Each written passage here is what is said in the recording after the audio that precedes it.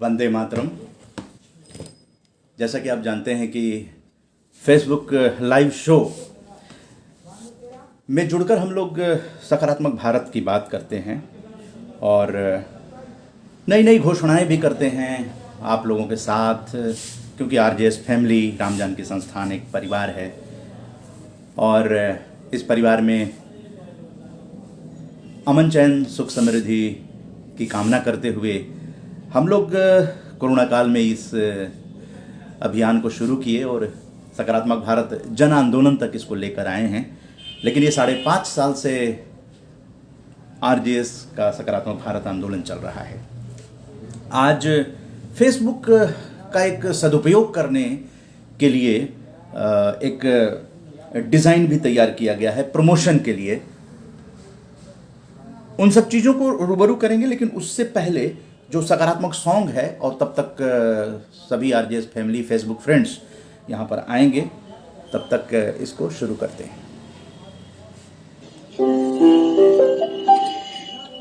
सकारात्मक सोच को आओ सारे भारत में फैलाएं, सकारात्मक ऊर्जा का आओ सब में संचार कराएं।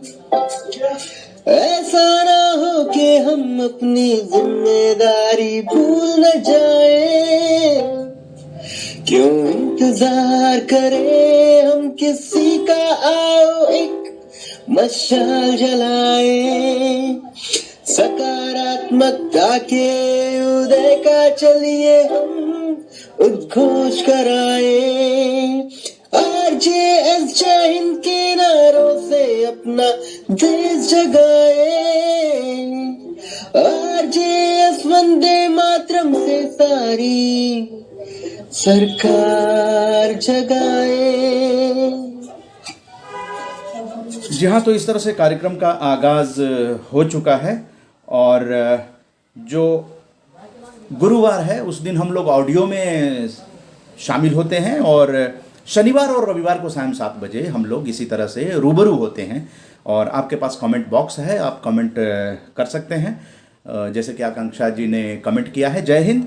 और ये जो बैनर है आज ग्रुप में भी भेजा गया है, फेसबुक पे भी डाला गया है। शायद आपने देखा होगा कि सकारात्मक भारत जन आंदोलन को समर्पित है ये, और आप देख रहे हैं कि जो लोग पॉजिटिव हैं वो देख रहे हैं, और जो नेगेटिव हैं और वो उन लोगों का आप देख सकते हैं। ये यहाँ पे एक जो प्रतीक रूप में दिखाया गया है कि सकारात्मक बातें, क्योंकि यहाँ पे नई पीढ़ी को जागरूक करने के लिए और सकारात्मक बातें, और इन बातों को फेसबुक, पर, ट्विटर पर, इंस्टाग्राम पर, व्हाट्सएप पे, लिंक्डइन पे, यूट्यूब पे और टेलीग्राम पे, इन सब चीज़ों पे इसको शेयर किया जाता है।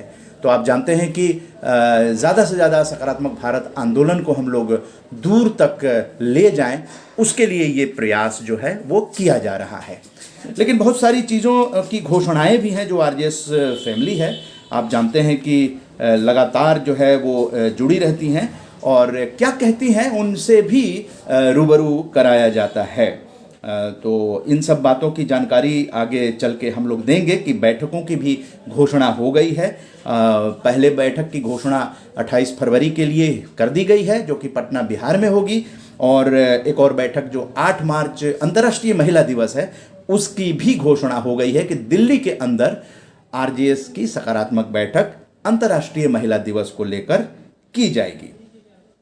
अब आपको ये बता दें कि 20 फरवरी को विश्व सामाजिक न्याय दिवस ये भी विश्व भर में मनाया जाता है, और ये संयुक्त राष्ट्र के आह्वान पर प्रत्येक वर्ष मनाया जाता है और 2007 में इसकी स्थापना हुई थी।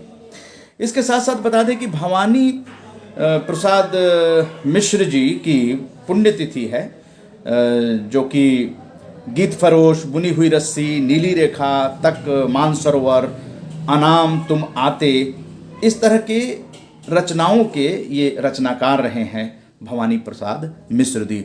और ये प्रसिद्ध कवि ही नहीं बल्कि ये गांधीवादी विचारक भी थे। और भवानी प्रसाद मिश्र दूसरे तार सप्तक के एक प्रमुख कवि रहे हैं। मिश्र जी विचारों, संस्कारों और अपने कार्यों से पूर्णतः गांधीवादी थे। गांधीवाद की स्वच्छता, पावनता और नैतिकता का प्रभाव और उसकी झलक भवानी प्रसाद मिश्र की कविताओं में साफ देखी जा सकती है। उनका प्रथम संग्रह गीत फरोश अपनी नई शैली, नई उद्भावनाओं और नए पाठ प्रवाह के कारण बहुत ही लोकप्रिय रहा है। और जानते हैं कि हम लोग महापुरुषों के नाम पे अवार्ड भी घोषित कर रहे हैं और कई अवार्ड घोषित हो गए हैं। महापुरुषों के बारे में चर्चा करना आरजेएस फैमिली की प्राथमिकता है। साथ में हम लोग पूर्वजों की भी चर्चा कर रहे हैं, जो कि आगे आपको ये दिखाई भी देगा। तो भवानी प्रसाद मिश्र जी को याद करना इसलिए ज़रूरी है क्योंकि नई पीढ़ी को भी पता चले कि गीत फरोश जैसी रचना देकर अमर हो गए हमारे भवानी प्रसाद मिश्र जी। और इसके साथ साथ आपको और भी बताना चाहेंगे कि सदियों तक जो अंग्रेज़ों की ग़ुलामी में हम भारतीय रहे और भारत के इतिहास के लिए 20 फरवरी की तारीख बहुत अहमियत रखती है। इसी तारीख को 1947 में ब्रिटेन के तत्कालीन प्रधानमंत्री क्लेमेंट एटली ने भारत को 30 जून 1948 तक ब्रिटेन की ग़ुलामी से आज़ाद करने की घोषणा की थी। हालांकि भारत को 15 अगस्त 1947 को ही स्वतंत्र कर दिया गया और आज़ादी से पहले भारत को भारत और पाकिस्तान के रूप में एक दर्द दिया गया। विभाजन की जो दर्द और विस्थापितों का दर्द है वो भारतीय आज तक झेल रहे हैं। तो 20 फरवरी है और 20 फरवरी के दिन के बारे में बता दें कि आज ही के दिन भारतीय रेल ने शुरू किया था कंप्यूटराइज्ड टिकट बुकिंग। उस समय एक नया आयाम मिला था टिकट बुकिंग की को कि कंप्यूटराइज्ड हो गया था, तो काम बहुत ही आसान हो गया था। इसके साथ साथ 1987 में मिजोरम और अरुणाचल प्रदेश को भारतीय संघ का 23वां और 24वां राज्य घोषित किया गया था, ये 20 फरवरी को। तो इस नाते भी 20 फरवरी जो है वो हम लोगों के लिए काफ़ी महत्वपूर्ण है कि 2 राज्य जो हैं उनका गठन किया गया था। साहित्य पत्रकारिता के क्षेत्र में पद्मश्री और रेमन मैगसेसे संगीत नाटक अकादमी आदि पुरस्कारों से सम्मानित नाटककार केवी सुबन्ना का जन्मदिन 20 फरवरी है। 1932 में केवी सुबन्ना साहब का जन्म हुआ था। इनका पूरा नाम कुंटा गुड्डू विभूति सुबन्ना था और इनका शॉर्ट में केवी सुबन्ना कहा जाता है और निनासम धर्म संस्था के संस्थापक रहे हैं। और इनके बारे में थोड़ी सी जानकारी कि कितना हिम्मत कर केवी सुबन्ना साहब ने ये काम किया है और गांव में रहकर ही। और विश्वविद्यालय में विज्ञान के वैसे छात्र थे, लेकिन इनका जो दृष्टिकोण था वो बहुत ही दार्शनिक था। मतलब कि वो विज्ञान की स्थूल रूपता से आगे भी जाकर सोचते थे और उनका गहरा रुझान साहित्य की ओर था। उनका कहना था कि थिएटर मेरे लिए बस थिएटर भर नहीं है, साहित्य भी मेरे लिए बस साहित्य तक सीमित नहीं है, इसी तरह मेरे लिए विज्ञान भी मेरे पाठ्यक्रम तक नहीं जाती। मैं इन सब को एक समूचेपन में अपनाते हुए एक विशाल भारत का निर्माण करना चाहता हूं। और यूनिवर्सिटी से लौटकर सुबन्ना साहब फिर 1954 में अपने गांव आए और अपने साथियों के साथ मिलकर उन नाट्य संस्था को जिंदा किया। इस बार सुबन्ना ने उसी तरह के आधुनिक नाटक देने का प्रयास किया जिसको उन्होंने मैसूर यूनिवर्सिटी में मंचित किया था। तो ऐसे केवी सुबन्ना साहब को जन्मदिन पर बधाई। 1932 में सुबन्ना साहब का जन्म हुआ था। इन सब चीज़ों की चर्चा आप सोच रहे होंगे कि क्यों की जा रही है, तो इसलिए की जाती है कि हमें इन सब लोगों के जीवन से एक प्रेरणा मिलती है। और यहाँ पर आपको नामवर सिंह जी को भी याद करना चाहेंगे। 19 फरवरी को आपका निधन हो गया था और नामवर सिंह आप जानते हैं बहुत ही प्रसिद्ध आलोचक रहे। और 19 फरवरी 2019 में नामवर सिंह का निधन हुआ। नामवर सिंह को श्रद्धांजलि हम लोग दे रहे हैं आज। रचना और आलोचना साहित्य की 2 आंखें हैं, इनके बिना साहित्य की तस्वीर मुकम्मल नहीं हो सकती। नामवर सिंह, तो नामवर सिंह के बारे में भी क्योंकि दिल्ली में काफ़ी एक्टिव रहते थे, कार्यक्रमों में भी जाते थे और इनका जो संबोधन है उसको सुनने के लिए बहुत सारे लोग आया करते थे। तो यहाँ पर बताना चाहेंगे कि हिंदी के शीर्षस्थ शोधकार, समालोचक, निबंधकार और मूर्धन्य सांस्कृतिक ऐतिहासिक उपन्यास लेखक हजारी प्रसाद द्विवेदी के प्रिय शिष्य रहे हैं नामवर सिंह और बहुत ही अध्ययनशील थे। विचारक प्रकृति के नामवर सिंह थे। हिंदी में अपभ्रंश साहित्य से आरंभ कर निरंतर समसामयिक साहित्य से जुड़े हुए आधुनिक अर्थ में विशुद्ध आलोचना के प्रतिष्ठापक और प्रगतिशील आलोचना के प्रमुख हस्ताक्षर रहे नामवर सिंह। हिंदी, और बड़े सादगी से रहते थे। धोती कुर्ता में उनको लगातार देखा जा सकता है। और मेरा तो उनके निवास स्थान पर जाकर भी साक्षात्कार करने का सौभाग्य मिला था। और हिंदी आलोचना के सूर्य प्रोफेसर नामवर सिंह ने मीर तकी मीर की इन पंक्तियों को अपनी किताब कहानी नई कहानी के एक आलेख में उद्धृत किया था। दुखद है कि अब नामवर सिंह हम लोगों के बीच नहीं है, लेकिन उनकी शख्सियत की कहानी इन पंक्तियों में निहित भाव की तरह बार बार दोहराई जाती रहेगी। भारतीय साहित्य जगत में वे हिंदी के सर्वाधिक लोकप्रिय आलोचक के रूप में वर्षों से जाने जाते रहे, और किसी लेखक के बारे में उनकी छोटी सी टिप्पणी भी साहित्य की दुनिया में उसकी निर्विवाद स्वीकृति के रूप में देखी जाती रही। 19 फरवरी 2019 को 93 वर्ष का जीवन जीकर वे जमाने से विदा हो गए, लेकिन उनकी जो आलोचना है, रचना और आलोचना साहित्य की दो आंखें, इनका कहना था कि रचना और आलोचना साहित्य की दो आंखें हैं, इनके बिना साहित्य की तस्वीर मुकम्मल नहीं हो सकती। तो प्रसिद्ध आलोचक नामवर सिंह को विनम्र श्रद्धांजलि। 19 फरवरी 2019 में आपका निधन हुआ था। तो इस तरह की बातों से हम लोग नामवर सिंह को याद कर रहे हैं। इसके साथ ही 21 फरवरी के बारे में बता दें कि अंतर्राष्ट्रीय मातृभाषा दिवस है। देखिए, मातृभाषा को अंतर्राष्ट्रीय स्तर पर भी मान्यता है।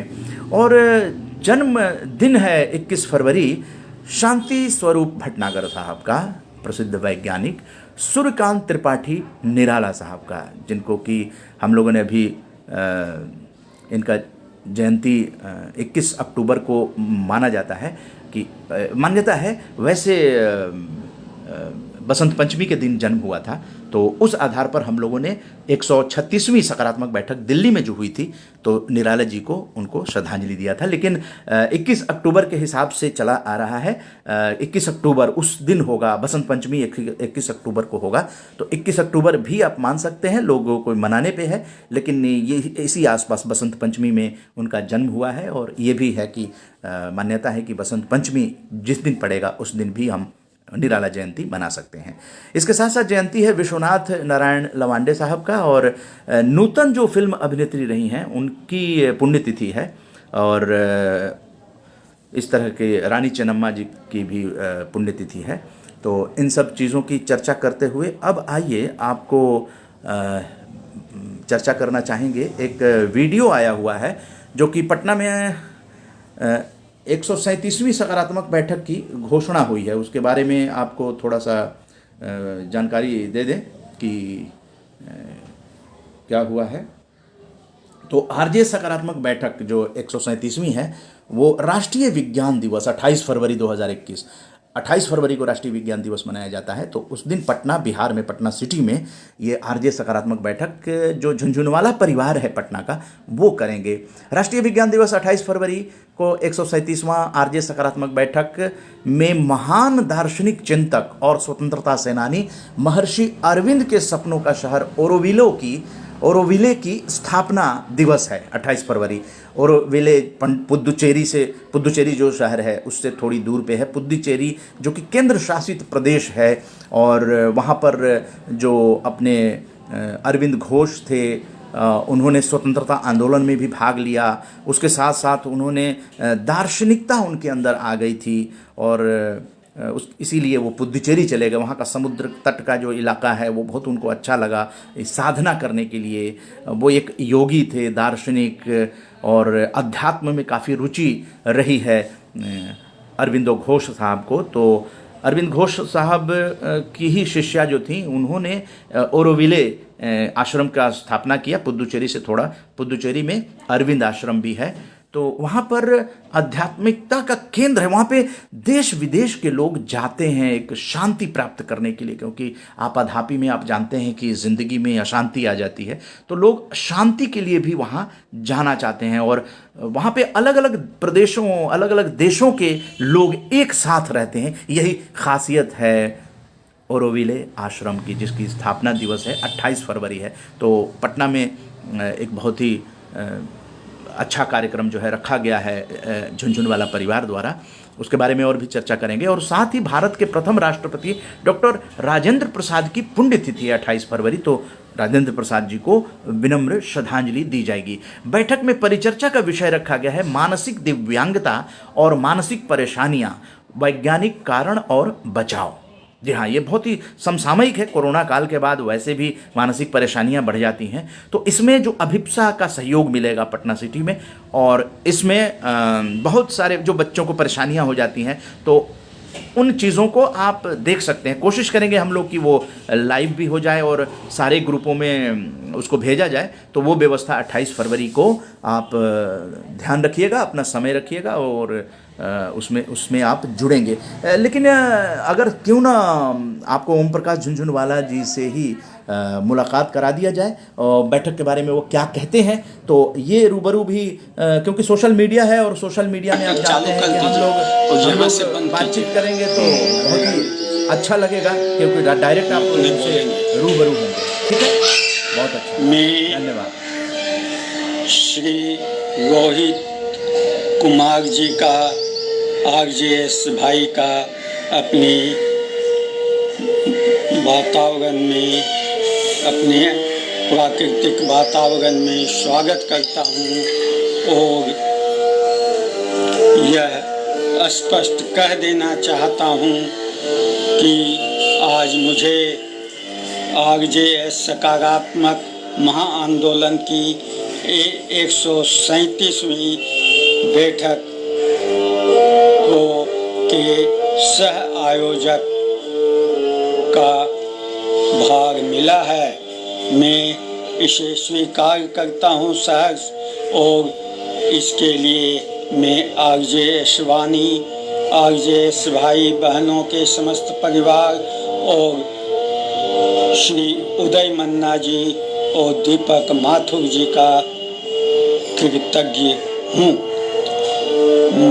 मैं 28 फरवरी को ये बैठक पटना सिटी में होगी, जहाँ अभिप्सा के प्रांगण में, वहाँ विकलांग मानसिकता के विषय में आप लोगों को वैवाहिक और प्रशिक्षण बच्चों को दिया जाएगा।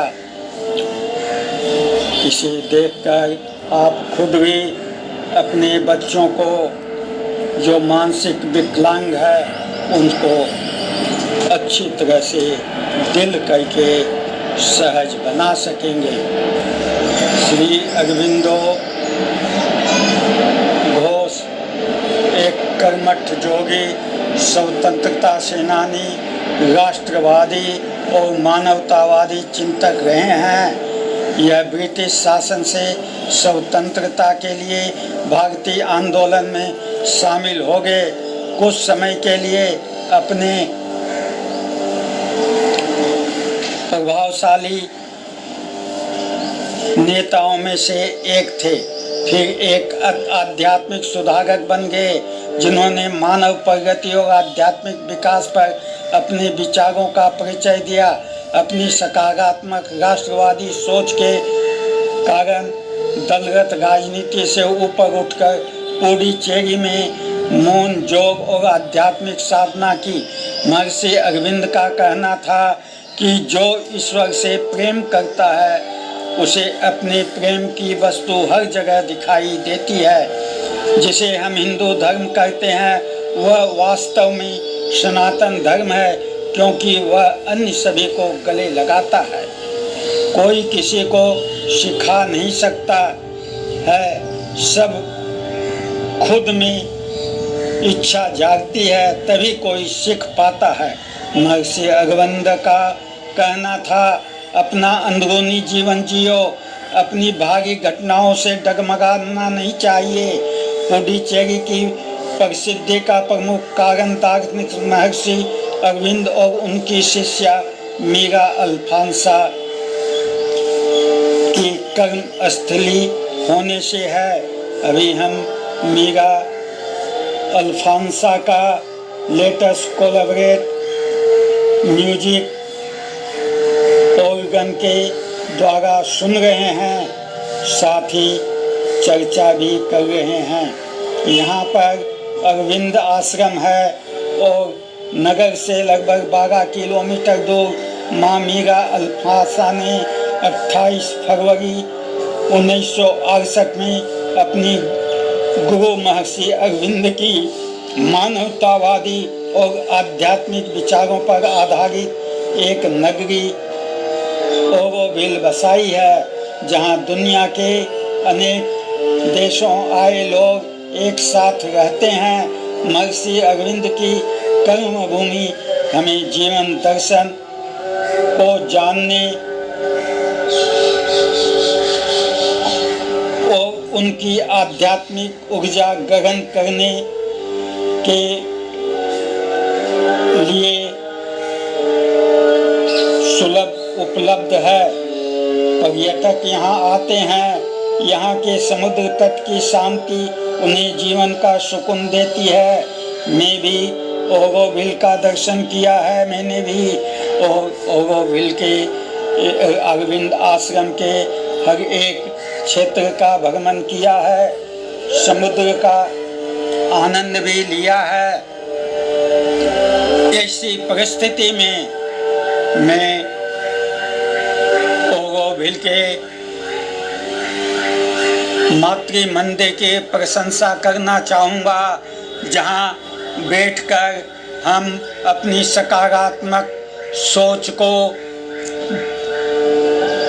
पुष्ट करते हैं। साथ ही नकारात्मक सोच हमारे अंदर बाहर से आ नहीं सकती है, और वहाँ ध्यान करने से हमारी नकारात्मकता हमारे सामने प्रकट होती है और वो निष्क्रिय भी होती है। ध्यान के लिए उससे सुंदर सटीक मैंने और कोई स्थान नहीं मिला है। धन्यवाद। जी हाँ, तो ये ओम प्रकाश झुनझुनवाला जी थे, जो कि 28 फरवरी को, जबकि ओरोविल जो पुदुचेरी में है, महर्षि अरविंद का जो आश्रम है, वहाँ उसकी स्थापना दिवस है, उस दिन वो करेंगे। और साथ में जो पुण्यतिथि है प्रथम राष्ट्रपति डॉक्टर राजेंद्र प्रसाद जी का, तो उन्हें श्रद्धांजलि दी जाएगी। इन दो विभूतियों के बारे में चर्चा की जाएगी।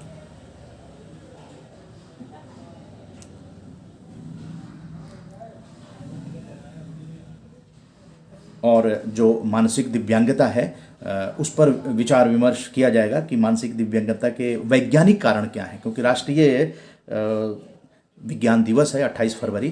तो उस दिन पटना सिटी में, बिहार के राजधानी पटना में ये बैठक आयोजित की जाएगी। और इसके साथ साथ ये भी जानकारी देना चाहेंगे कि ये अवार्ड जो है घोषित किया है बैठक के सह आयोजक श्री ओम प्रकाश झुनझुनवाला जी ने, जो कि पीएमसीएच के सेवानिवृत्त कर्मी रहे हैं, और श्रीमती कौशल्या देवी पटना बिहार। और इन्होंने पीएमसीएच सर्जरी के विभागाध्यक्ष स्वर्गीय डॉक्टर यूपी सिन्हा जी की स्मृति में धन्वंतरी जी जो आयुर्वेद के प्रणेता हैं, उनके नाम का आरजेएस राष्ट्रीय सम्मान भेंट करेंगे ये। और इसके साथ साथ आपको ये भी दिखाना चाहेंगे कि जब बैठक की घोषणा हो गई तो आसपास के जो लोग हैं, जो परिचित हैं, वो लोग आकर अपना पुण्य कार्य करना चाहते हैं। तो उसकी एक वानगी जो है आज ग्रुप में, आरजेएस के ग्रुप में भेजा है। ये हैं आरजेएस राष्ट्रीय सम्मान 2021 के भेंटकर्ता रोहित कुमार जी। रोहित कुमार जी ने ये भेजा है। रोहित कुमार जी ने जयप्रकाश नारायण के नाम का आरजेएस राष्ट्रीय सम्मान घोषित किया है। तो इस चर्चा को आगे इस तरह से बढ़ा दिया जाता है कि ये पटना में ही रहते हैं, श्री रोहित कुमार और श्रीमती ऋषिता कुमारी, दक्षिण ये गुप्त चित्रगुप्त नगर है, लोहिया नगर, कंकड़बाग, पटना बिहार। तो वहाँ के रहने वाले हैं। और ये अपने पिताजी स्वर्गीय वीरेंद्र प्रसाद जी, जो कि बिहार विद्युत परिषद से सेवानिवृत्त हुए हैं, उनकी स्मृति में लोकनायक जयप्रकाश नारायण का राष्ट्रीय सम्मान जो है ये भेंट करेंगे। तो भेंट करता हैं ये।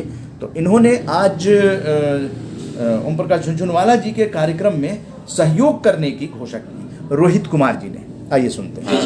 मैं रोहित कुमार अपने पिता श्री वीरेंद्र प्रसाद की स्मृति जयप्रकाश नारायण जी को प्रोत्साहित आरजेएस सम्मान 2021 का भेंट करता हूँ। आज ओम प्रकाश झुनझुनवाला ने आरजेएस सकारात्मक 137वें बैठक के आयोजन की अनुमति मुझे मिली है। मैं इस बैठक में अपना सक्रिय योगदान दूंगा। मैं इस बैठक में मन बुद्धि के बच्चों को परीक्षण देखूंगा और उन्हें अपनी ओर से भविष्य के लिए प्रोत्साहित करूंगा और सहयोग करूंगा। इस बैठक में मैं बच्चों के लिए लंच बॉक्स देकर उसको प्रोत्साहित करूंगा और उनके उज्जवल भविष्य का कामना करूंगा।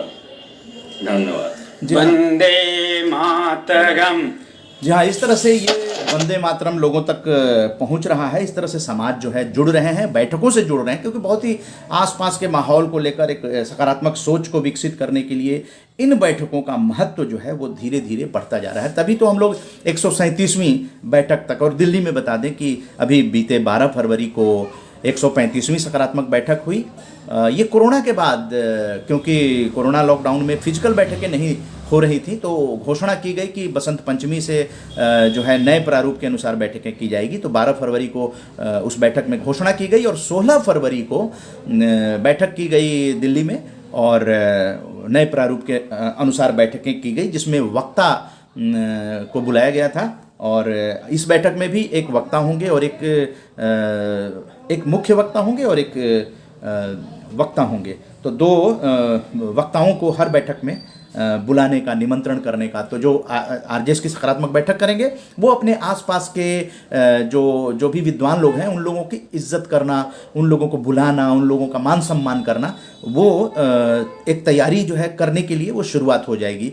तो आप जानते हैं कि बिना वक्ताओं के बैठक अब नहीं होगी और रिनाउंड होना चाहिए। कहने का मतलब है कि स्थानीय स्तर पर भी हमारे बहुत सारे शिक्षक हैं, बहुत प्रोफेसर हैं, बहुत सारे इनोवेटिव आइडियाज़ वाले लोग हैं, बहुत सारे प्रधान हैं, मुखिया हैं, सरपंच हैं, बहुत सारे सरकारी कर्मचारी हैं जो कुछ कहना चाहते हैं। तो उनकी बातों को उस विषय के अंतर्गत जो है हम लोग राष्ट्रीय मंच देने का प्रयास करेंगे, क्योंकि कोशिश की जाएगी कि उसको लाइव भी वहाँ से कर दिया जाए। उसके बाद खबरों के माध्यम से उनके विचार जो किसी गांव के, किसी शहर के किसी कोने में कहीं भी होंगे, तो उनके विचार पूरे भारत में पहुँचाने का ये प्लेटफॉर्म जो है वो बनाया गया है। क्योंकि सभी के विचारों का स्वागत है, हर तरह के विचारों का स्वागत है, जो कि राष्ट्र प्रथम हो, राष्ट्र सर्वोपरि मानता हुआ विचार हो, उन सब विचारों को हम लोग आगे लेकर आएंगे। तो आपने समझा कि 28 फरवरी को ये बैठक पटना सिटी में आयोजित की जाएगी, लेकिन दिल्ली में भी बैठक के आयोजक की आज घोषणा की जा रही है। इस फेसबुक लाइव में इसकी घोषणा की जा रही है। अभी आरजेएस के किसी ग्रुप में नहीं भेजा गया है, पहली बार आपको ये जानकारी दी जा रही है। ये ब्रेकिंग न्यूज जिसको आम चलन है वो कहा जा रहा है। तो बता दें कि आरजेएस सकारात्मक बैठक, ये इसका अंक मिल जाएगा। अभी 8 मार्च है तो इसका अभी अंक नहीं दिया गया है, क्योंकि हर बैठक का एक अंक होता है। वही अंक इसलिए दिया जाता है क्योंकि आप जब यूट्यूब पे जाएंगे तो 137वीं आरजेएस सकारात्मक बैठक पटना लिखेंगे तो वो सालों साल कभी भी आप एनी टाइम एनीवेयर उसको देख सकते हैं। तो ये शुरू से ही बैठकों का सीरियल जो है वो दिया गया है। तो ये बताना चाहेंगे कि 8 मार्च अंतर्राष्ट्रीय महिला दिवस है और इस दिन की घोषणा आज फेसबुक लाइव 20 फरवरी को की जा रही है कि दिल्ली के अंदर आरजेएस सकारात्मक बैठक की जाएगी। और अंतर्राष्ट्रीय महिला दिवस जो है वो 110वां है, 110वां। इससे पहले 109 अंतर्राष्ट्रीय महिला दिवस हम लोगों ने मनाया है और अब 110वां अंतर्राष्ट्रीय महिला दिवस पूरी दुनिया में ये मनाया जाता है। तो उस हिसाब से है और सह आयोजक की भी घोषणा हो जाएगी। और संयुक्त राष्ट्र द्वारा घोषित थीम जो इस साल का है, क्योंकि 1975 से थीम के आधार पर बैठक करने की घोषणा हुई थी संयुक्त राष्ट्र द्वारा। तो 2021 का थीम है महिला नेतृत्व, महिला नेतृत्व कोरोना काल में बराबरी व समान भविष्य। महिला नेतृत्व कोरोना काल में बराबरी व समान भविष्य, इसी पर चर्चा की जाएगी।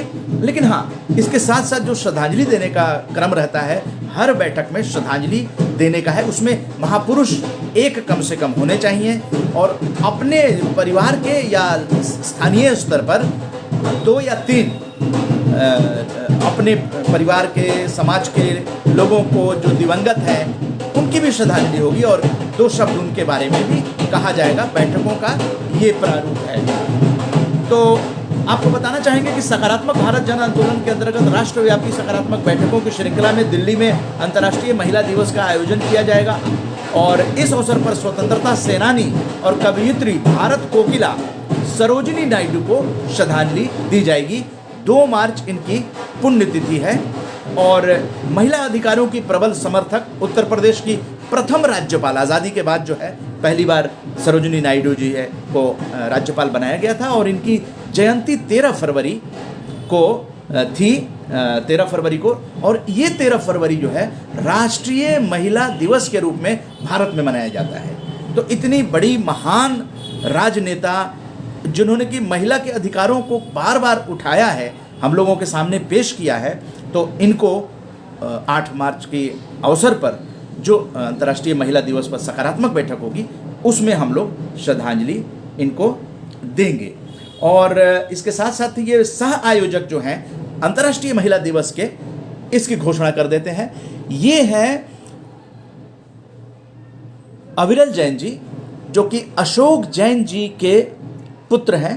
अविरल जैन जो कि आर्ट क्यूरेटर हैं, एग्जिबिटर हैं, पेंटिंग्स वगैरह के उनके एग्जिबिशंस लगते हैं बड़े बड़े आर्ट गैलरीज में। और अशोक जैन जी और श्रीमती अलका जैन जी, अशोक जैन जी अविरल जैन जी के पिताजी हैं, श्रीमती अलका जैन जी माता जी हैं और दरियागंज नई दिल्ली। और ये लोग, इन लोगों ने आरजेएस की एक अवार्ड की घोषणा की है। श्रीमद राजचंद्र आध्यात्मिक जैन कवि, इनके नाम का आरजेएस राष्ट्रीय सम्मान दिया जाएगा। और जैन साहब अपने पिताजी की स्मृति में, जिनका नाम है स्वर्गीय रामकृष्ण जैन डालमिया, दरियागंज नई दिल्ली, तो इनकी स्मृति में ये श्रीमद राजचंद्र आध्यात्मिक जैन कवि के नाम का अवार्ड दिया जाएगा। एक बार ये प्रारूप आपको दिखाते हैं। ये है श्रीमद राजचंद्र जैन। राजचंद्र जैन साहब के बारे में भी आपको जानकारी देना चाहेंगे, क्योंकि इन्हीं पे वो ये चीज़ें समर्पित की जाएंगी। तो राजचंद्र जैन साहब जो थे ये गांधी जी के आध्यात्मिक गुरु रहे हैं। गांधी जी आप जानते हैं कि जब जन आंदोलन शुरू किए, असहयोग आंदोलन और तमाम तरह के, तो यहाँ पे उनको एक कभी पीड़ा हो जाती थी तो वो सलाह लिया करते थे कि क्या करें क्या न करें, क्योंकि बहुत बड़ा देश भर का आंदोलन था। उसमें कई बार आप देखे होंगे कि गांधी जी हिंसा का कभी समर्थन नहीं किए और अध्यात्म की तरफ गांधी जी का भी रुझान था, सादगी की तरफ था। तो श्रीमद राजचंद्र जी, रायचंद भी कहा जाता है इनको, और अपनी जो एक्सपेरिमेंट विद द ट्रुथ जो गांधी जी ने लिखा, अपनी जो आत्मकथा लिखी है, उसमें राजचंद्र जी का जिक्र किया है कि जब मैं परेशान होता था तो राजचंद्र जी से मैं सलाह लिया करता था। तो ये सारी चीज़ें हम लोगों के ध्यान में आ गई हैं। तो ये बड़े जैन विद्वान रहे हैं। देखिए, अब इन्हीं बैठकों के माध्यम से हम लोगों को एक अवसर मिल रहा है और हम लोग बड़े भाग्यशाली हैं कि आरजेएस के इस प्लेटफॉर्म पर ऐसे महापुरुषों के बारे में चर्चा करने का और विचार विमर्श करने का एक मौका मिल रहा है, ये अवसर मिल रहा है। और राजचंद्र जैन साहब जो थे वो जैन धर्म शिक्षण और महात्मा गांधी के आध्यात्मिक मार्गदर्शक के रूप में जाने जाते हैं। इनका जन्म 9 नवंबर 1867 को हुआ था और रायचंद भाई मेहता, ये इस नाम से भी जाने। अच्छा, उद्योगपति थे ये रायचंद साहब उद्योगपति थे, लेकिन अपने उद्योग करते हुए जो भी काम करते थे उससे जो भी समय मिलता था इनके पास कागज़ और कलम बराबर हुआ करता था। ये बहुत ही प्रेरक चीज़ है इनकी ज़िंदगी से सीखने के लिए कि इन्होंने अपने निराला साहब की तरह, वो भी निराला भी गुर्बत में रहकर भी लेखन को नहीं छोड़ा, वो लेखन को नहीं छोड़ा। इन्होंने भी अपने उद्योग, एक तरफ उद्योग का काम कर लेते थे लेकिन लिखने का काम ये बराबर करते थे। काफ़ी रचनाएं हैं और कवि के रूप में इनकी काफ़ी कविताएं हैं। इनका निधन रायचंद जी का 9 अप्रैल 1901 में हुआ, राजकोट गुजरात में। और श्री रायचंद जी के बारे में एक बार फिर से रिपीट कर देते हैं। महात्मा गांधी जी ने अपनी आत्मकथा सत्य के प्रयोग में इनका विभिन्न स्थानों पर उल्लेख किया है। उन्होंने लिखा है कि मेरे जीवन पर गहरा प्रभाव डालने वाले आधुनिक पुरुष 3 हैं: रायचंद भाई साहब, अपने सजीव संपर्क से, मतलब उनसे मिलते थे, वो मुंबई में जाकर मिलते थे।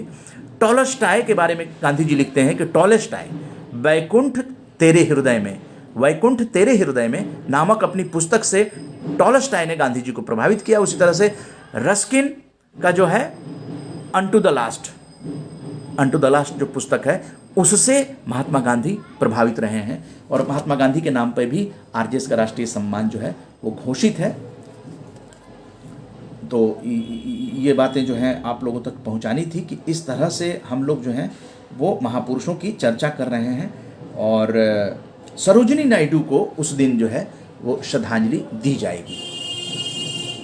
अंतर्राष्ट्रीय महिला दिवस के अवसर पर जो दिल्ली में बैठक होगी उसमें ये डाक टिकट पर 1964 की डाक टिकट पर श्रीमती सरोजिनी नायडू का चित्र है। भारत कोकिला के नाम से भी स्वतंत्रता सेनानी सरोजिनी नायडू को जाना जाता है और डाक टिकट पर इनका वो आया। और अंतर्राष्ट्रीय महिला दिवस की भी तस्वीर जारी की जा रही है। इंटरनेशनल वुमेन्स डे 8 मार्च, आरजे सकारात्मक बैठक, सह आयोजक अविरल जैन,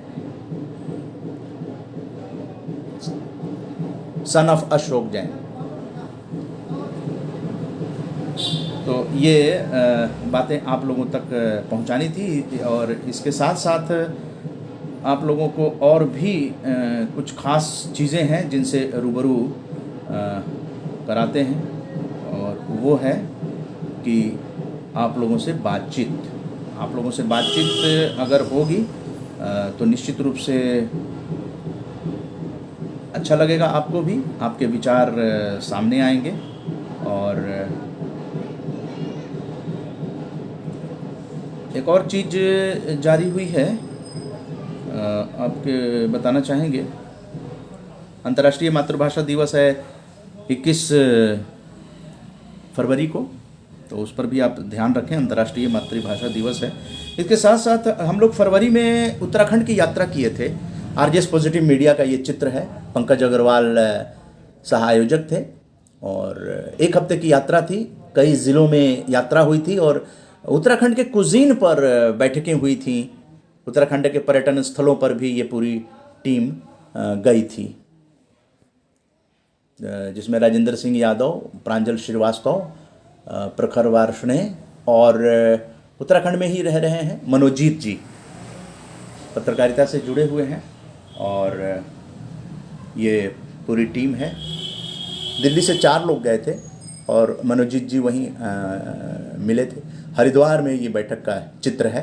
कई जगह गए थे, देहरादून, इसके साथ धनौल्टी और मंसूरी और ऋषिकेश, तमाम जगहों पे बैठकें हुई थी उत्तराखंड के कुजीन को लेकर, वहाँ के खाना को प्रमोट करने के लिए कि देसी खाना जो है वो लोगों की सेहत के लिए भी है और उसके लिए वहाँ लोकल जो उत्पादन करेंगे लोग उनके लिए भी बेहतर होगा। तो उत्तराखंड की 1 हफ्ते की यात्रा थी। अब कोरोना काल धीरे धीरे अब ख़त्म हो रहा है धीरे धीरे, तो हम अब हो सकता है आने वाले दिनों में आपको जानकारी मिले। बिहार और झारखंड की एक साथ यात्रा होने वाली है और वहाँ पर भी बैठकें होंगी। और तो मोटा मोटी बात यह है कि 28 फरवरी की बैठक जो है वो अगली पटना सिटी में तय हो गई है और अंतर्राष्ट्रीय महिला दिवस 8 मार्च जो मनाया जाता है, तो अंतर्राष्ट्रीय महिला दिवस की बैठक दिल्ली में तय हो गई है नए प्रारूप के हिसाब से, जिसमें कि एक मुख्य वक्ता होंगे और एक वक्ता होंगे और बाकी वहाँ के लोकल कम्युनिटी, लोकल लोग। महिला दिवस की में एक क्राइटेरिया ये बनाया गया है कि 50% से ज़्यादा उस बैठक में महिलाओं को आमंत्रित किया जाएगा। तो इस तरह की बातें हैं। अब अगर कमेंट आपने नहीं किया है या आप चाहते हैं कि किसी ऐसे विषय पर चर्चा की जाए तो आप बता सकते हैं। आकांक्षा जी जय हिंद और बिंदा जी वंदे मातरम। जोगिंदर गुलिया जी जुड़े हुए हैं, आपका कमेंट अभी दिखा नहीं। लक्ष्मेंद्र कुमार चोपड़ा जी आज शायद दूसरे दिन जुड़े हैं, कमेंट आपका नहीं आया है। शिवकांत शुक्ला जी आप सभी का धन्यवाद है, हमारी तरफ से जय हिंद है। संजीव पवार जी को भी जय हिंद है, संजय उपाध्याय जी को भी जय हिंद है और राजीव सिंह जी को भी अभी कमेंट नहीं आया है। एनीवे दीप माथुर जी जुड़े हैं, आरजेएस के ऑब्जर्वर और उन्होंने कमेंट किया है कि वंदे मातरम 110वें अंतर्राष्ट्रीय महिला दिवस पर आयोजित किए जाने वाले कार्यक्रमों हेतु हार्दिक शुभकामनाएं।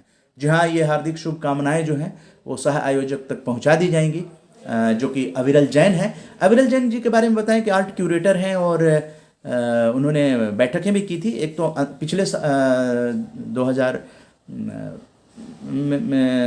पिछले दिने 2018-19 में उन्होंने बैठक की थी, करोल बाग में एक बैठक आयोजित की थी, महिला दिवस पर ही था। और इसके अलावा पिछले 2019 में शहीद दिवस जो 23 मार्च को होता है, तो हम लोगों ने 24 मार्च का कार्यक्रम किया था, शहीद दिवस पर ही किया था, और जिसमें यादवेंद्र सिंह संधू जी आए थे और अमित आज़ाद जी आए थे और तमाम पत्रकार वगैरह आए थे, और आरजेएस वक्ता का सम्मान वहाँ पे प्रदान किया गया था। तो ये अविरल जैन जी ने किया था। अविरल जैन जी अशोक जैन जी के सुपुत्र हैं। अशोक जैन जी ने आरजेएस का राष्ट्रीय सम्मान घोषित किया है। अभी चर्चा हो रही थी रायचंद्र जैन साहब, जो गांधी जी के आध्यात्मिक गुरु रहे हैं, मार्गदर्शक रहे हैं, उनके नाम पे। और तो इसलिए इस तरह की बैठकें और भी तमाम मध्य प्रदेश से बैठक की डेट आने वाले हैं। बैठक की घोषणा हो गई है लेकिन डेट अभी नहीं फाइनल हुआ है। इसके अलावा दिल्ली में और बैठकें होंगी। पूर्ति फूड विजन के द्वारा बैठक होने की बात हो गई है, लेकिन डेट, क्योंकि डेट तो आप जानते हैं कि विचार विमर्श करके लोग जो है वो तय करेंगे, तो वो पूर्ति फूड विजन की भी बैठक जो है वो हो गई। इसके अलावा आरजेएस के ऑब्जर्वर दीप माथुर जी स्वयं बैठक करेंगे, दिल्ली में करेंगे और आगे चल के करेंगे। तो डेट अभी तय नहीं हुआ है, और जैसे ही डेट होता है तो आप लोगों तक वो जानकारी भेजी जाएगी। आरजेएस के राष्ट्रीय स्टार हैं बिहार में अजय कुमार जी, 7 बैठकें किया था उन्होंने, उनको आरजेएस राष्ट्रीय स्टार का खिताब मिला। तो वो आरजेएस के ideal education and agricultural centre के निदेशक हैं, तो वो बैठक करेंगे और डेट की घोषणा आगे कर सकते हैं, कभी भी कर सकते हैं। झारखंड में बैठकें हैं, वहाँ से भी डेट फाइनल होते ही आप लोग ऐसे धीरे धीरे जैसे जैसे जैसे आज 2 डेट फाइनल हुए हैं, 28 फरवरी और अंतर्राष्ट्रीय महिला दिवस। वो अंतर्राष्ट्रीय महिला दिवस सोमवार 8 मार्च को है और संडे 7 मार्च है। तो इन दोनों दिनों के डिसाइड हो जाएंगे किस दिन होगा, लेकिन अंतर्राष्ट्रीय महिला दिवस पर ये बैठक होगी। तो इस तरह की जो बातें हैं वो देश और समाज में, और ख़ास करके देखिए जो महापुरुष हैं उनकी चर्चा जितनी होती है हम लोगों से, हम लोग ये नहीं कहेंगे कि कोई और नहीं करता है, सभी कर रहे हैं अपने अपने चैनल पर, सरकारें भी करती हैं। और मैं तो देखता हूँ कि जो सोशल मीडिया है उस पर मंत्री भी कई ऐसे हैं जागरूक हैं जो लोग सोशल मीडिया पे इनकी यादें दिलाते हैं, महापुरुषों की, उनको बारे में 4 लाइन लिखते हैं। कई कवि हैं, साहित्यकार हैं, कुमार विश्वास जी जैसे, जो कि सोशल मीडिया पे इनको श्रद्धांजलि वगैरह देते हैं, उनको नमन करते हैं।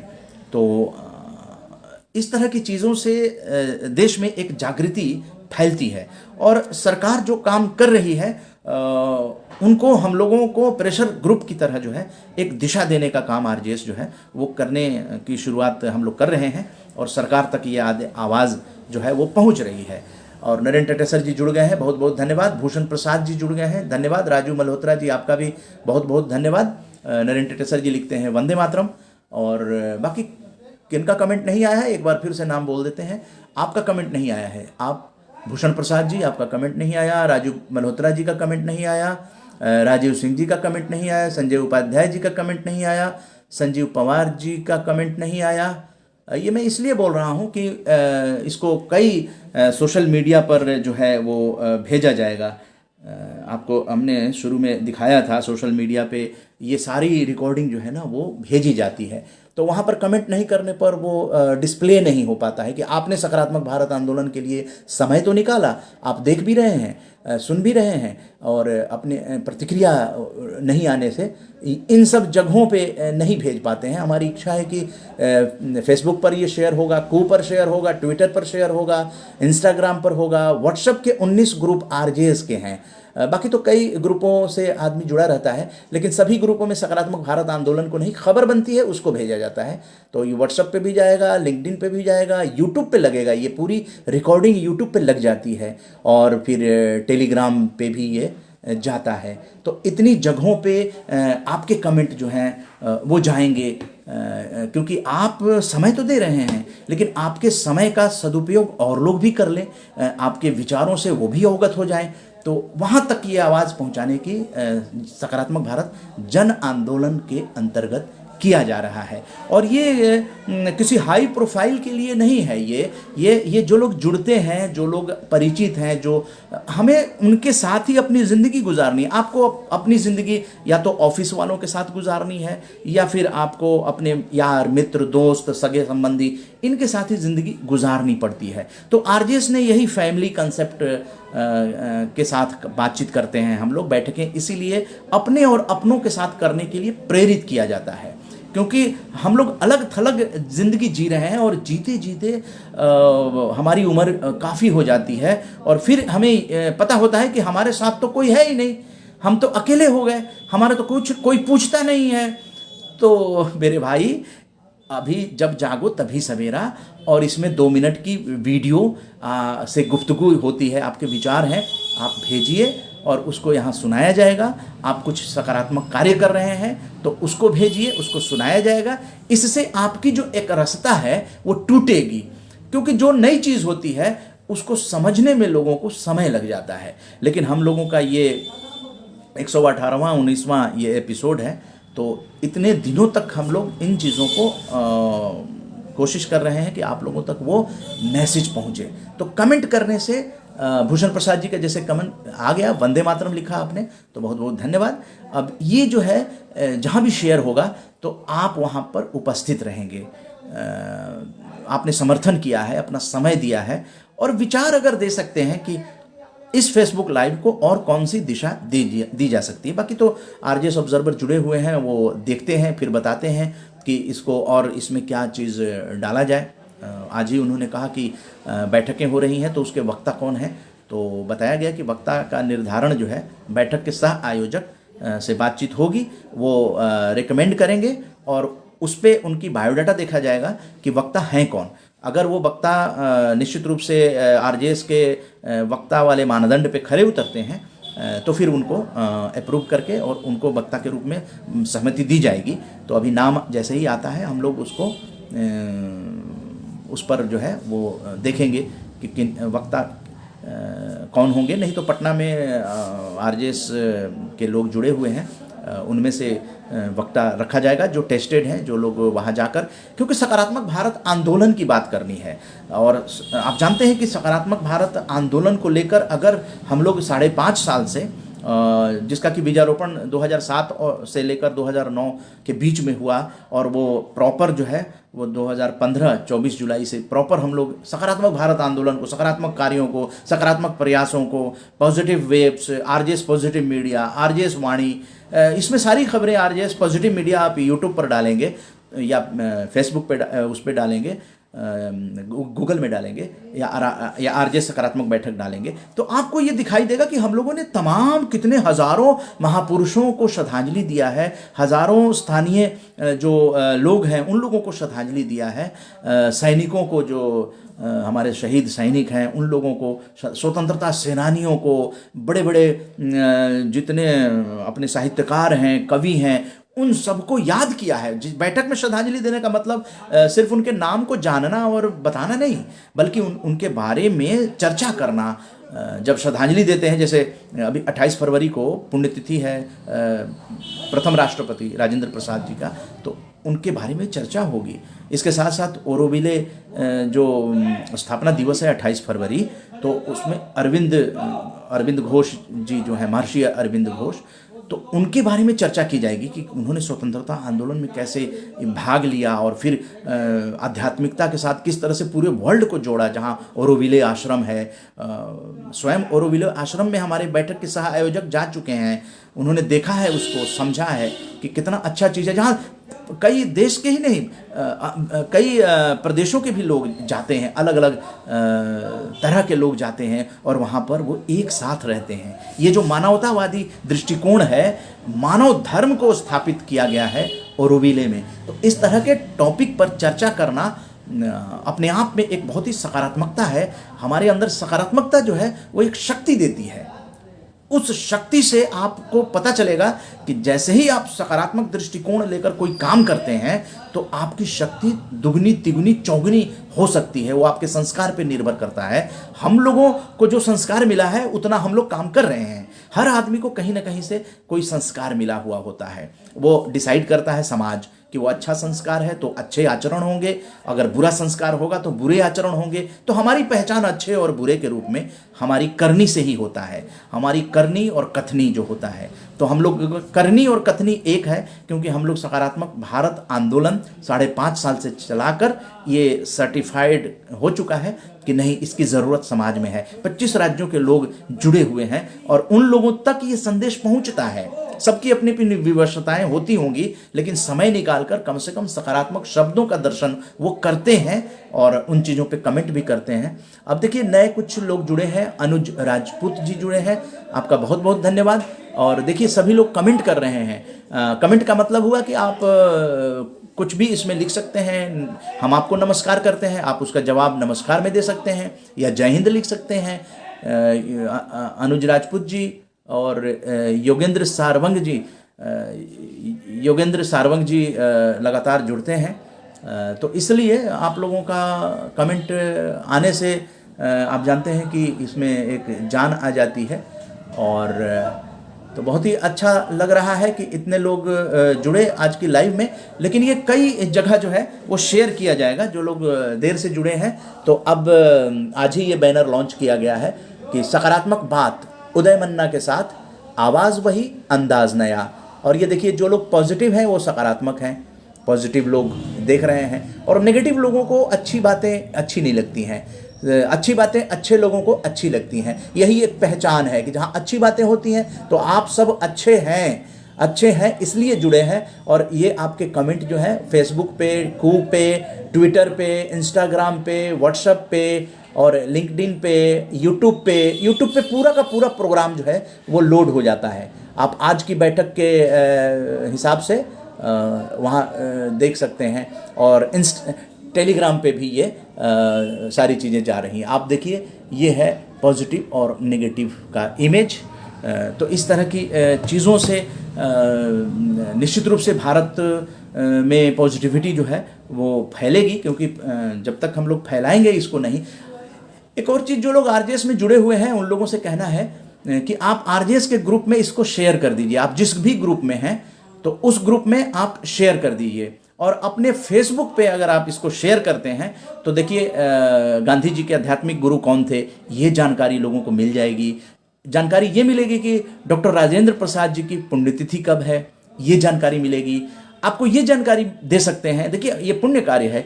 सरोजिनी नायडू भारत कोकिला की जो जयंती है और पुण्यतिथि कब है वो जानकारी लोगों तक पहुंच जाएगी। नामवर सिंह जी जो कि बहुत प्रसिद्ध आलोचक रहे हैं, तो ये भी जनरल नॉलेज का क्वेश्चन है कि नामवर सिंह जी, और ऑप्शन रहेगा कि वो क्या थे। तो जो लोग जानेंगे, और वैसे भी बातचीत में नामवर सिंह को जानना भी चाहिए। बहुत सारे भवानी प्रसाद मिश्र जी को जानना चाहिए। तो आप भी समझ सकते हैं कि उनकी पुण्यतिथि पे जिस तरह से श्रद्धांजलि दी गई उनके फ़ोटो पे, तो यही है। बहुत बड़ी चीज़ नहीं है। हम लोगों को सादा जीवन और उच्च विचार जो है इसको कहने की चीज़ नहीं है, बल्कि आरजेएस फैमिली करके दिखा रही है। देश को एक रास्ता देने का काम आरजेएस के लोग जो हैं वो लगे हुए हैं।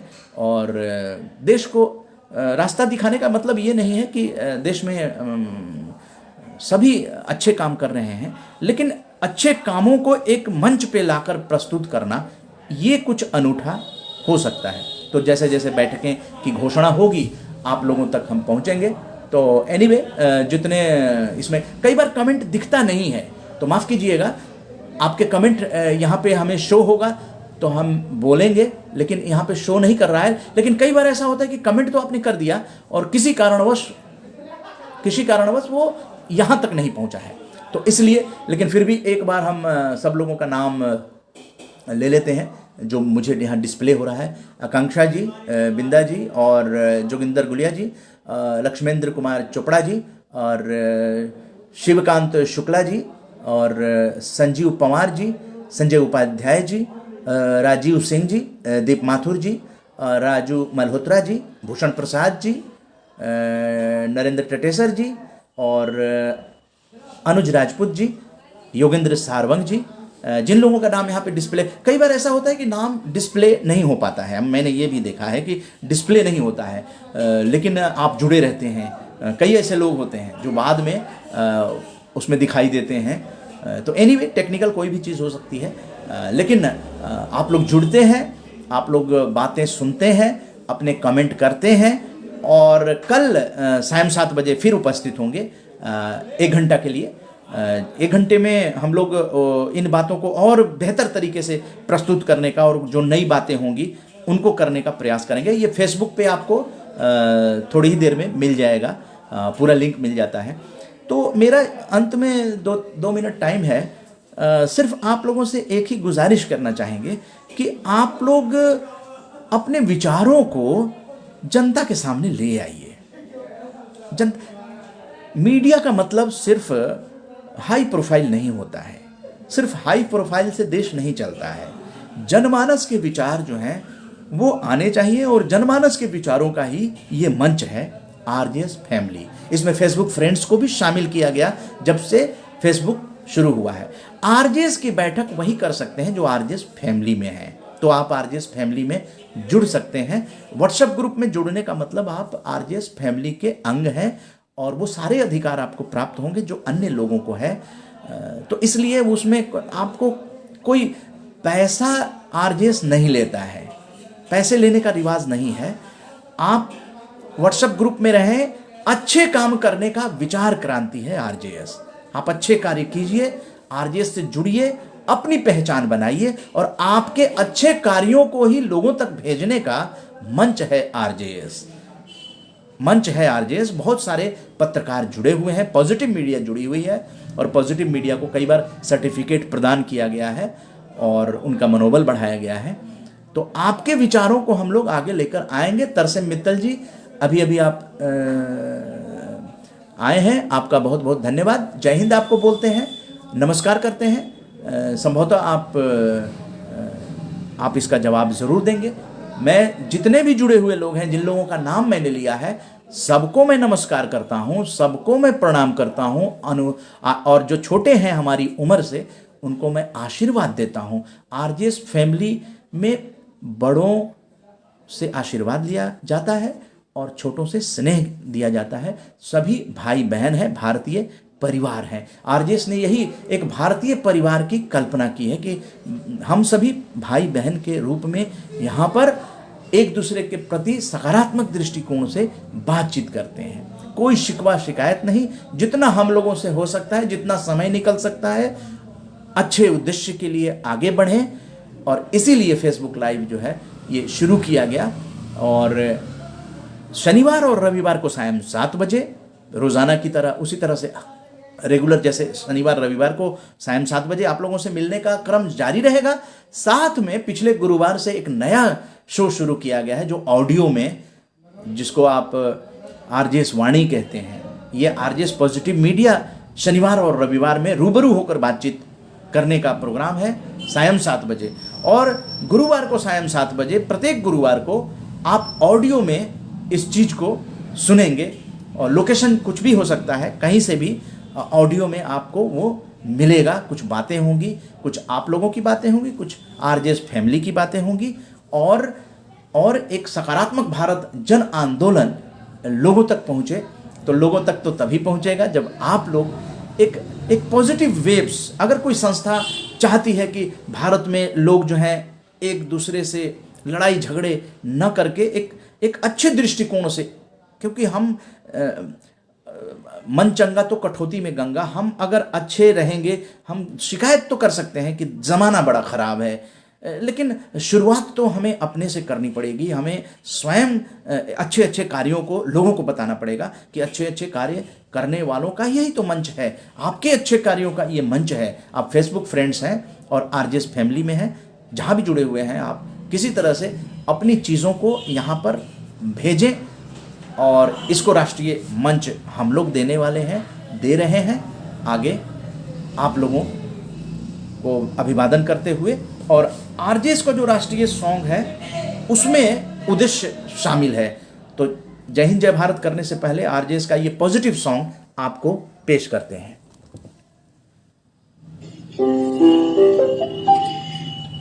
सकारात्मक सोच को आओ सारे भारत में फैलाएं, सकारात्मक ऊर्जा का आओ सब में संचार कराएं। ऐसा ना हो कि हम अपनी जिम्मेदारी भूल न जाएं, क्यों इंतजार करें हम किसी का, आओ एक मशाल जलाएं। सकारात्मकता के उदय का चलिए हम उद्घोष कराएं। आरजेएस जय हिंद के नारों से अपना देश जगाएं। आरजेएस वंदे मातरम से सारी सरकार जगाए। जी हाँ, तो ये सकारात्मक संदेश सरकारों तक भी पहुंच रहा है और सकारात्मक राजनीति पे हम लोगों की शीर्ष स्तर की बैठक जो है वो होने वाली है। और कोरोना काल जैसे ही धीरे धीरे ख़त्म हो रहा है, हम लोग इन बैठकों को अब शुरू कर चुके हैं।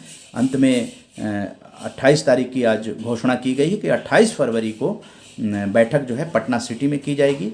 और अंतर्राष्ट्रीय महिला दिवस 8 मार्च के उपलक्ष्य में दिल्ली में आरजेएस की सकारात्मक बैठक की जाएगी। इसके अलावा पूर्ति फूड विज़न की एक बैठक है और आशीष पांडे पत्रकार जी की मध्य प्रदेश में बैठक है। दीप माथुर जी आरजेएस ऑब्जर्वर हैं, उनकी दिल्ली में बैठक है। और इसके अलावा अजय कुमार जी आरजेएस के राष्ट्रीय स्टार जो हैं वो भोजपुर ज़िला बिहार में उनकी बैठक है। डेट की घोषणा जैसे ही होती है। एक और बैठक है जो कि शिव कुमार यादव जो संपादक हैं, भावना शर्मा, जिन्होंने 12 फरवरी को एक बैठक की थी, तो उनकी भी बैठक जो है वो प्रस्तावित है। वो डेट घोषणा होने के बाद आप लोगों को उसकी पूरी जानकारी जो है वो दी जाएगी। तो अब समय हो गया है विदा लेने का, अपनी वाणी को विराम देने का। और रविवार को सायं 7 बजे यानी कल सायं 7 बजे आप लोगों से मुलाकात होगी। उसके बाद गुरुवार को ऑडियो के रूप में आप लोगों से इसी फेसबुक लाइव, इसी पटल पर आप लोगों से मुलाकात होगी सायं 7 बजे। ये शनिवार और रविवार को सायं 7 बजे और गुरुवार को भी सायं 7 बजे आप लोगों से मुलाकात होगी। जिन लोगों ने कमेंट नहीं किया है, कमेंट करके जाएं। ये आपका मंच है, इसको आज समझ जाएं तो अच्छा रहेगा, क्योंकि ट्रेन तो चल चुकी है, प्लेटफॉर्म आते हैं, उतरना और चढ़ना हमारी अपनी जिम्मेदारी होती है। इन्हीं बातों के साथ उदय मन्ना अपनी वाणी को विराम देता है और एक मुस्कान के साथ और कल सायं 7 बजे मिलने के वादे के साथ जय हिंद और जय भारत कहता है।